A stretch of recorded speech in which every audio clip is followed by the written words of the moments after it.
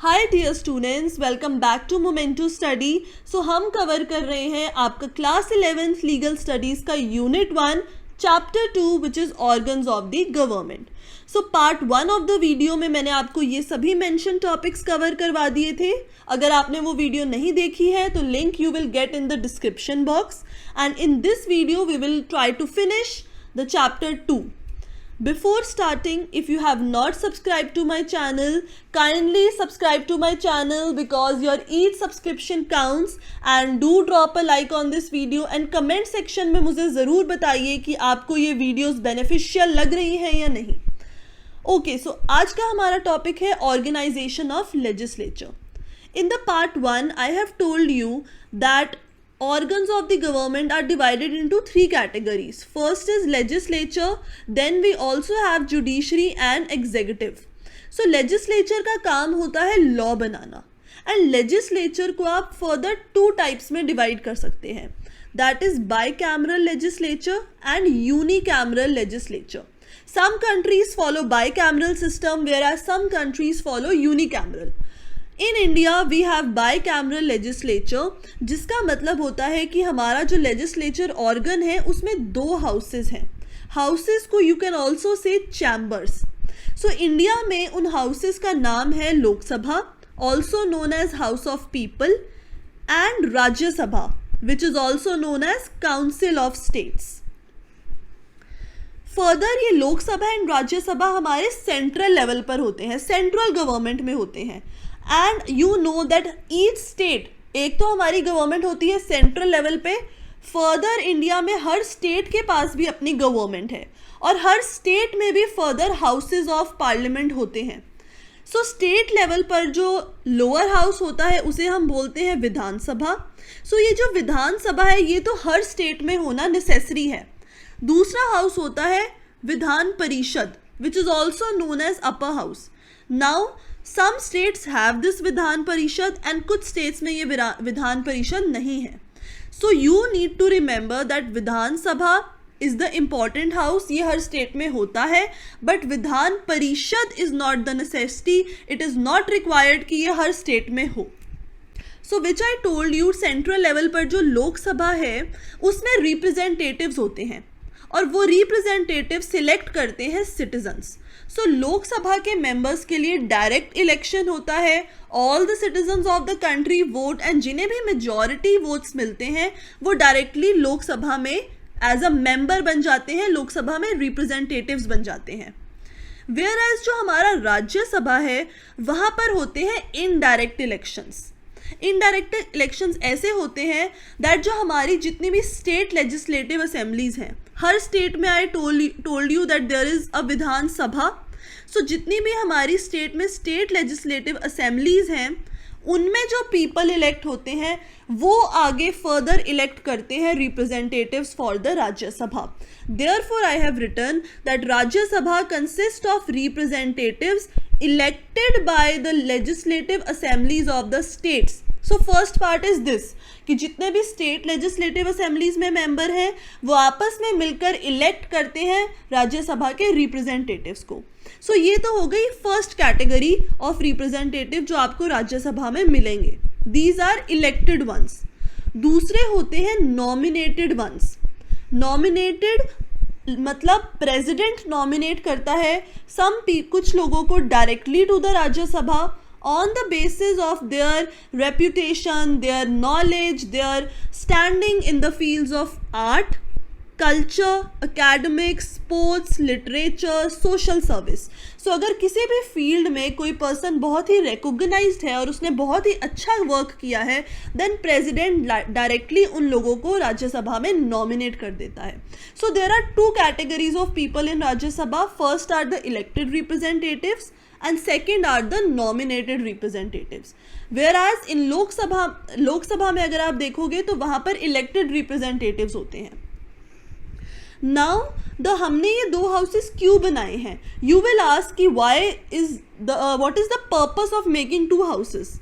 सो लोकसभा तो हो गया नेसेसरी हाउस, राज्यसभा को हम बेसिकली सेकेंड चेंबर भी बोलते हैं. एंड राज्यसभा हमने इसलिए बनाया है ताकि ये लोकसभा के ऊपर चेक रख सके. It may happen that Lok Sabha जल्दबाजी में क्वाइट हेस्टी डिसीजंस ले ले और वो इतने अच्छे तरीके से उस पर ना सोचा हो। देयरफॉर सही तरीके से बिल्स को पास करने के लिए एंड चेक रखने के लिए लोकसभा पर we have made the house Rajya Sabha. So this is all about the states जहाँ पर बाई कैमरल लेजिस्लेचर होता है। बाय मतलब two. Now we come to some other countries जो फॉलो करती हैं यूनिकैमरल लेजिस्लेचर। यूनिकैमरल का मतलब वहाँ पे सिर्फ एक लेजिस्लेटिव हाउस होता है एंड उस हाउस का नेम कुछ भी हो सकता है। फॉर एग्जाम्पल इंडिया में तो हम लोकसभा राज्यसभा बोल रहे हैं।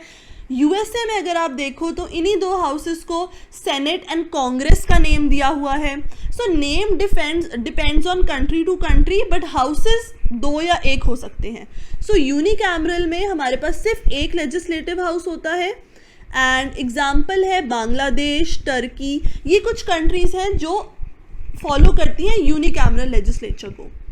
नाउ यूनिकैमरल लेजिस्लेचर का ये बेनिफिट होता है कि वहाँ पे जितने भी बिल्स हैं, एक्ट्स हैं, वो बहुत ही जल्दी पास हो जाते हैं, कोई भी डिले नहीं होता, क्योंकि एक हाउस है तो they will make quick decisions और कोई भी कॉन्फ्लिक्ट नहीं होता। यहाँ इंडिया में ऐसा कई बार होता है कि लोकसभा एंड राज्यसभा एक दूसरे के साथ डिसीजंस पे ना अग्री करें, जिससे डिले होता है, कॉन्फ्लिक्ट्स होते हैं। बट जहाँ पर सिर्फ एक हाउस होगा वहाँ पर कोई डिले नहीं होता, वहाँ कोई कॉन्फ्लिक्ट नहीं होता एंड वहाँ पे डिसीजंस काफ़ी फास्ट वे में लिए जाते हैं। The next topic is functions of the organs of government. Now 3 organs different purposes, different functions perform करती हैं और उन functions को हम one by one समझेंगे। So firstly we will see the function of legislature. So legislature का सबसे पहला function है express and formulate the will of state. Legislature में as I told you representatives होते हैं और वो रिप्रेजेंटेटिव सिटीजन्स ने सिलेक्ट किए होते हैं। सो उन रिप्रेजेंटेटिव्स का काम होता है opinions and sentiments of the citizens को लोकसभा में रिप्रेजेंट करना। जो भी लोगों के विशेज़ होंगे, ओपिनियंस होंगे, सेंटिमेंट्स होंगे, होप्स होंगे, वो सभी रिप्रेजेंटेटिव्स वहाँ पर लोकसभा और राज्यसभा में प्रेजेंट करते हैं। So basically Lok Sabha and Rajya Sabha के जितने भी मेंबर्स हैं वो सिटीजन्स ऑफ इंडिया की विश वहाँ पर प्रेजेंट करते हैं कि हमारे सिटीजन्स ऑफ द कंट्री क्या चाहते हैं गवर्नमेंट से। So this is the first function. Second is they enact laws for certain purposes and objective.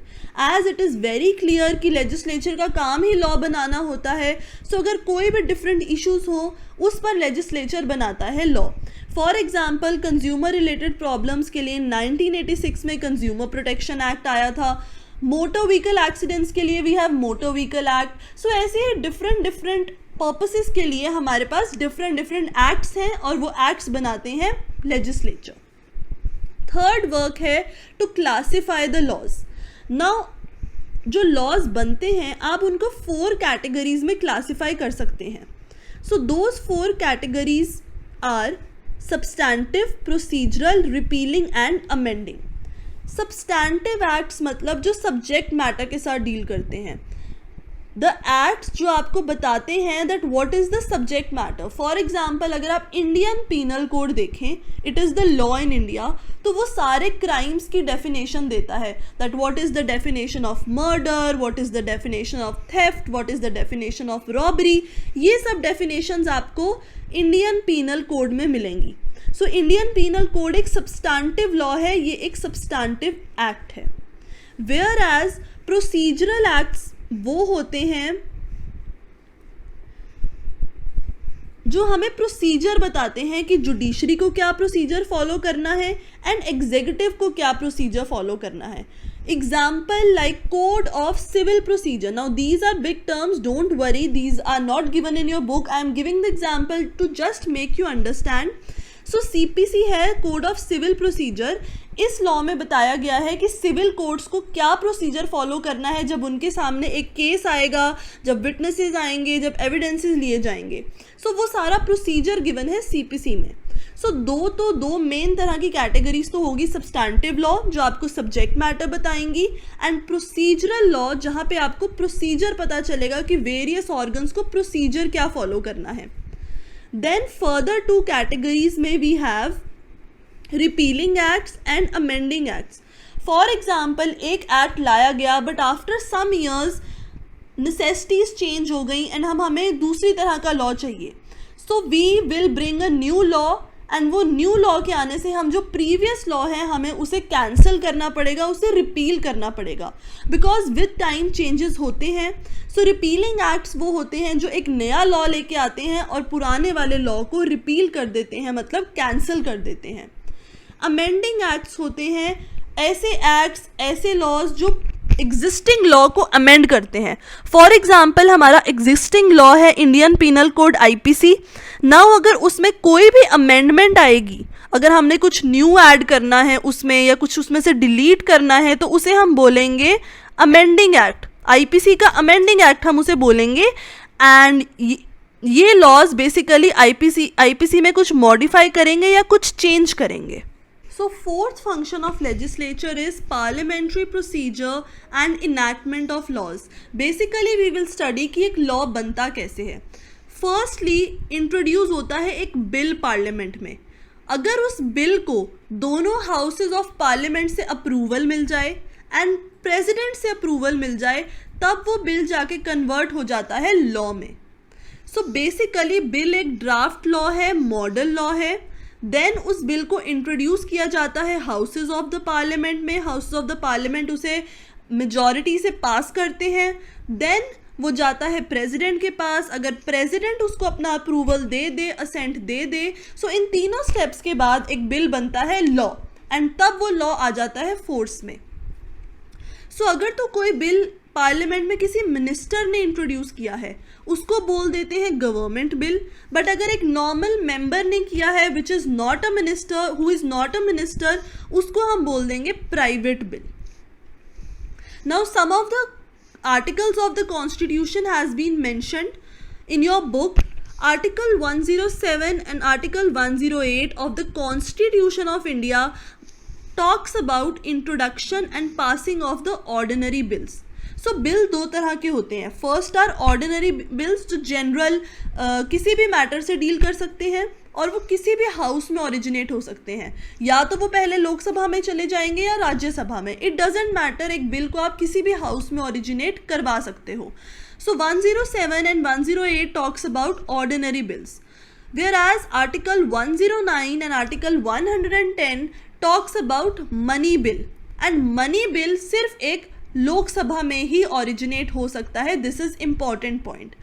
Money bill वो बिल होते हैं which is related to taxes या कोई मनी फंड से रिलेटेड हो या कंसोलिडेटेड फंड या एक गवर्नमेंट अपनी स्पेंडिंग कैसे कर रही है, मनी कहाँ पे स्पेंड हो रहा है, कहाँ से आ रहा है, जो भी मनी कंसर्न्ड इश्यूज हो उसको बोलते हैं मनी बिल. अगर कोई और मैटर पे बिल हो तो वो होता है ordinary bill. And finally article 111 बात करता है assent to bill by president. Previous दो सेक्शंस में हमने पढ़ा कि बिल पास हो गया लोकसभा एंड राज्यसभा से. 111 में प्रेसिडेंट असेंट दे देता है उस बिल को. And this is how in 3 procedures से निकलने के बाद एक बिल बन जाता है law. So while the bill जब पार्लियामेंट में होता है, जब वो लॉ नहीं बनता, जब वो स्टिल पार्लियामेंट में है, तो उसको 3 रीडिंग्स से जाना पड़ता है इन ईच हाउस. 3 रीडिंग्स का मतलब है इधर मान लीजिए सबसे पहले लोकसभा में एक बिल ओरिजिनेट हुआ, सो वहाँ पर उसकी फर्स्ट रीडिंग होगी. मतलब मेंबर्स आपस में डिस्कशन करेंगे कि whether the bill motion for the introduction of bill should be introduced और नॉट. मतलब सबसे पहले तो इस बारे में बात की जाती है कि क्या हम इस बिल पे डिस्कशन करें भी या नहीं. So first reading is that. Second reading होती है क्लॉज बाय क्लॉज डिस्कशन. मतलब अगर फर्स्ट रीडिंग में अप्रूवल मिल गया कि चलो ठीक है हम इस बिल पर बात कर लेते हैं, देन सेकेंड रीडिंग में उस बिल को क्लॉज बाय क्लॉज मतलब सेक्शन बाय सेक्शन डाइसेक्ट करके हर एक सेक्शन की बात की जाती है. एंड थर्ड रीडिंग में ये डिसाइड किया जाता है कि क्या इस बिल को पास करना चाहिए या नहीं.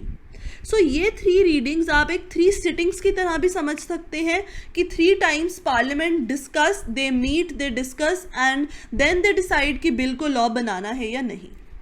So these are the process in so this is the process in which you can make a bill into a law.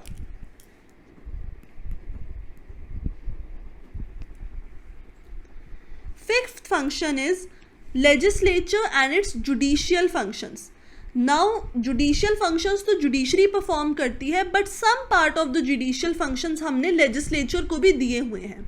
So legislature के पास power होती है to hear and try the cases of impeachment of president, vice president, जजेस of supreme court, high court and chief election commissioner. Impeachment का मतलब होता है removal process. सो अगर vice president या प्रेसिडेंट को या जजेस को रिमूव करना है तो उसका डिसीजन हमेशा पार्लियामेंट ही लेती है. सिक्स्थ है एडमिनिस्ट्रेटिव फंक्शंस. मतलब पार्लियामेंट की ये ड्यूटी है to appoint the president. So president appoint होता है by elected members of both the houses of parliament and legislative assemblies of the state. मतलब दोनों लोकसभा एंड राज्यसभा के मेंबर्स प्लस जो स्टेट की लेजिस्लेटिव असेंबलीज हैं, ये तीनों बॉडीज मिलकर डिसाइड करती हैं that who will be the president of India. Vice president appoint करना भी पार्लियामेंट का काम है, बट वाइस प्रेसिडेंट में सिर्फ elected members of the house of parliament participate करते हैं. मतलब लोकसभा एंड राज्यसभा के मेंबर्स करेंगे, स्टेट लेजिस्लेटिव असेंबलीज के मेंबर पार्टिसिपेट नहीं करते. थर्ड ड्यूटी है to appoint the speaker and the deputy speaker. Speaker मतलब जो हाउस को प्रिजाइड करते हैं, जो हाउस की फंक्शनिंग को देखते हैं. सो वो भी पार्लियामेंट अपॉइंट करती है. एंड डिप्यूटी चेयरमैन, राज्यसभा में होते हैं chairman and the vice chairman, Lok Sabha में we have speaker and the deputy speaker. So इन दोनों कैटेगरीज को भी अपॉइंट करना पार्लियामेंट की ही ड्यूटी है, विच मीन्स लेजिस्लेचर की ड्यूटी है.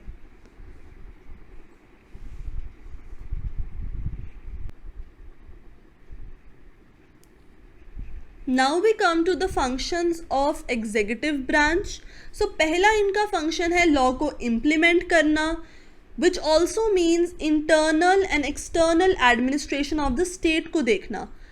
Now it means law and order maintain करना, financial matters, infrastructure, welfare of the people, development of people, defense, forest, natural resources, इन सभी matters को ये administrate करते हैं. इन सभी matters के related ये laws को apply करते हैं and executive make sure कि इन सभी matters की proper functioning हो रही है. Then there are legislative functions. It means that अगर legislature some of the functions executive को डेलीगेट कर दे, then the executive can make order, rules, regulations, ordinance, bylaws, circulars. इसका मतलब अगर तो लेजिस्लेचर स्पेसिफिकली कोई इशू या कोई टॉपिक एग्जीक्यूटिव को डेलीगेट करे, then only delegate has the power to make law on that matter. And law वो किस फॉर्म में बनाएंगे? In the form of order, rules, regulations, ordinances, laws and circulars. These all are the types, you can say a kind of laws only जो executive बनाता है. Third है financial functions. सो executive का ये भी काम होता है to impose taxes, collect taxes from the people, prepare the budget for the functioning of the country, maintain the accounts of government department, prepare national policy, arrange the financial grants from various international organizations like World Bank, IMF. So all these comes under financial functions. Then there are some judicial functions also जो executive perform कर सकता है, like grant of pardon, suspend और lessen the punishment on special grounds. For example अगर किसी भी person को death penalty मिली है, then he can approach the governor of the state या फिर he can approach the president.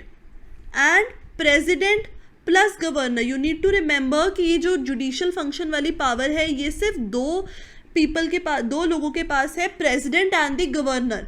सो अगर प्रेसिडेंट या गवर्नर को लगे दैट यस इनकी पनिशमेंट कम की जा सकती है या पनिशमेंट को सस्पेंड किया जा सकता है या कंप्लीटली पनिशमेंट से इन्हें एब्जॉल्व किया जा सकता है, मतलब इन्हें पार्डन ग्रांट किया जा सकता है, then president and governor exercise their judicial functions एंड वो उन लोगों को कन्विक्ट्स, जो बेसिकली क्रिमिनल्स होते हैं, जो कन्विक्ट्स होते हैं किसी क्राइम के लिए, उनकी पनिशमेंट को लेस कर देंगे या सस्पेंड कर देंगे. थर्ड ऑर्गन हमने डिस्कस किया था judiciary, and now we will see the functions of judiciary. So पहला फंक्शन हमारे कोर्ट्स का जुडिशरी में आ जाते हैं supreme court, high court, lower courts, and इनका फंक्शन सबसे पहला होता है केसेस को सुनना एंड उनको डिसाइड करना। मतलब अगर कोई भी डिस्प्यूट आ जाए तो उस डिस्प्यूट का सेटलमेंट करना, उसका एडजुडिकेशन करना। Second category of function is jurisdiction. Now, judiciary exercises jurisdiction on the basis of territorial limit. Territorial limit मतलब lower courts का jurisdiction सिर्फ उनके within districts होता है, मतलब वो सिर्फ अपने district के cases को सुन सकते हैं। Whereas अगर आप high court की बात करें तो high court एक पूरे state के cases को सुन सकता है। अगर take an example of a state like Maharashtra, और महाराष्ट्र में अगर हाई कोर्ट है सो वो महाराष्ट्र का हाई कोर्ट सिर्फ महाराष्ट्र के केसेस को सुनेगा, so that is territorial limit. Whereas supreme court all over India से केसेस को सुन सकता है। सेकेंड है पेक्यूनरी लिमिट। पेक्यूनरी का मतलब होता है बेसिकली मनी लिमिट, कि किस अमाउंट तक एक कोर्ट केसेस सुन सकता है। सो अगर लोअर अमाउंट के केसेस हैं तो वो लोअर कोर्ट के पास जाते हैं। अगर अमाउंट किसी पर्टिकुलर डिस्प्यूट में ज़्यादा हो then they go to high court and similarly to supreme court. Then appellable matters, lower court की अपील हमेशा हाई कोर्ट में जाती है एंड हाई कोर्ट की अपील हमेशा सुप्रीम कोर्ट में जाती है। Matters of review and revision. Review and revision is like अगर हाई कोर्ट या सुप्रीम कोर्ट ने कोई डिसीजन दिया है and after some time they consider कि उन्हें वो डिसीजन दोबारा रिविजिट करना चाहिए, then they can use the powers of review and revision. So I have told you that there is Supreme Court, then High Court, lower courts and lower courts को further civil और criminal side में divide किया है। So जो decision एक court देता है उसको हम by the name कॉल करते हैं judgment, decree, order या फिर award। थर्ड फंक्शन है interpretation of laws. For example कोई भी एक लॉ है और उसकी इंटरप्रिटेशन क्लियर नहीं है, मतलब उसके काफ़ी वेरियस मीनिंग बन सकते हैं। सो ये कोर्ट का काम होता है कि सही मीनिंग बताना एंड सही इंटरप्रिटेशन देना लॉ की। एंड विद दिस हमारा यूनिट 1 का चैप्टर 2 ख़त्म होता है। होप आपको वीडियो पसंद आई हो। अगर पसंद आई है तो प्लीज़ मुझे कमेंट सेक्शन में ज़रूर बताइए and share it with your friends. Subscribe to my channel, each subscription counts. Drop a like on the video and don't forget to subscribe us on the Instagram. अगर आपको notes चाहिए इस video के तो please मुझे इस Instagram पे message कीजिए या फिर आप मेरी जीमेल आईडी पर भी मेल कर सकते हैं। उन दोनों की इन्फॉर्मेशन आपको कमेंट बॉक्स में मिल जाएगी। Thank you students, have a nice day. खूब पढ़ो, अच्छे से पढ़ो and you can score 100%। All the best.